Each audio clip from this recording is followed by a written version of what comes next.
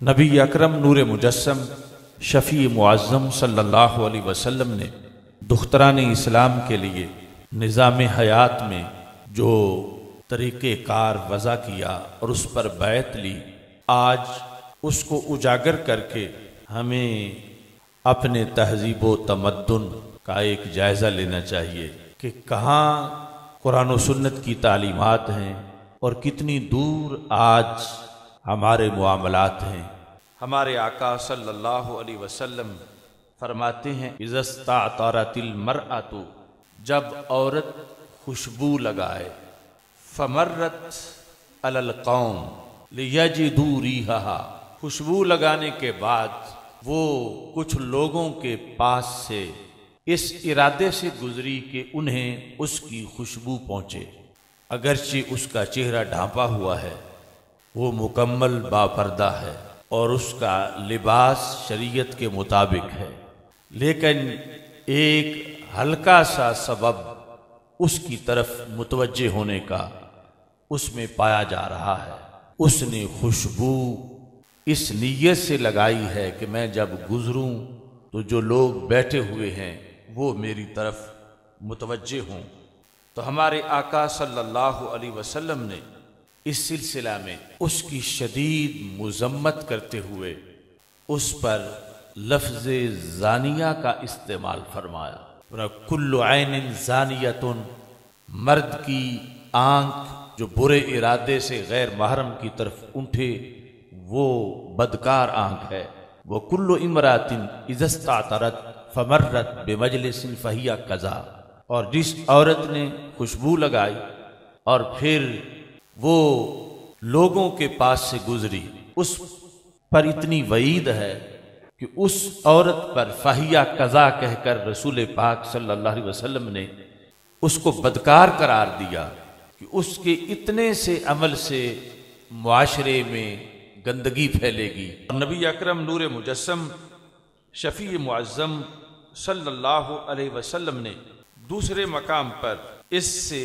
بھی سخت الفاظ استعمال کیے۔ ابھی اس کا بے پردہ ہونا یا دیگر جو اسباب اور دوائی ہیں شہوت کو بھڑکانے کے وہ موجود نہیں، صرف خوشبو لگانے پر یہ وعید ہے۔ اس حدیث کو سامنے رکھ کر پھر آج کے حالات، عورتوں کا بازاروں میں جانا، میلوں ٹھیلوں کے اندر جانا، اور بالخصوص یہ جو عورت مارچ کا پروگرام جس کا مقصد ہی بے حیائی پھیلانا اور نظام اسلام سے بغاوت کرنا ہے، اسلام کے اندر اس کی کتنی سخت وعید ہے۔ ہمارے آقا صلی اللہ علیہ وسلم نے فرمایا جو عورت جمعہ کے دن گھر سے نکلی تاکہ مسجد جائے، میلے میں نہیں، بازار میں نہیں، وہ پارسا عورت ہے، مسجد میں نماز جمعہ کی ادائیگی کے لیے جانا چاہتی ہے، مگر اس نے خوشبو لگا لی، وہ گلی سے گزر کے مسجد کی طرف جا رہی ہے، تو ہمارے آقا صلی اللہ علیہ وسلم ارشاد فرماتے ہیں اللہ اس کی نماز قبول نہیں کرے گا حتی تغتسل غسلها من الجنابہ، یہاں تک کہ وہ ایسا غسل نہ کر لے جو جنابت کی وجہ سے کیا جاتا ہے، اس وقت تک اس کی نماز قبول نہیں ہو۔ حضرت ابو ہریرہ رضی اللہ تعالی عنہ نے ایک موقع پر لاقیت امرأ وجد منها ریح الطیب، ایک عورت سامنے سے آئی اور اس سے خوشبو آ رہی تھی، تو حضرت ابو ہریرہ رضی اللہ تعالی عنہ نے کہا یا امۃ الجبار، اے اللہ کی بندی، جئت من المسجد، کیا مسجد سے تم واپس آ رہی ہو؟ حضرت ابو ہریرہ رضی اللہ تعالی عنہ کو جب اس سے خوشبو آئی، ظاہر ہے کہ وہ ویسے پردے میں تھی، اسلامی لباس تھا اور کسی برے کام پر نہیں، مسجد میں نماز کی ادائیگی کے لیے آئی ہوئی تھی۔ جب حضرت ابو ہریرہ رضی اللہ تعالی عنہ نے پوچھا جئت من المسجد، کیا تم مسجد سے واپس آ رہی ہو؟ قالت نعم، اس نے کہا ہاں۔ تو حضرت ابو ہریرہ رضی اللہ تعالی عنہ نے دوسرا سوال کیا وَلَهُ تَطَيَّبْتِ، یہ خوشبو تم نے مسجد کے لیے لگائی تھی؟ مسجد میں نماز کی ادائیگی کے لیے تم نے یہ خوشبو لگائی؟ قالت نعم، اس نے کہا ہاں۔ تو حضرت ابو ہریرہ رضی اللہ تعالی عنہ نے کہا انی سمعت حبی ابا القاسم صلی اللہ علیہ وسلم، میں نے اپنے محبوب حضرت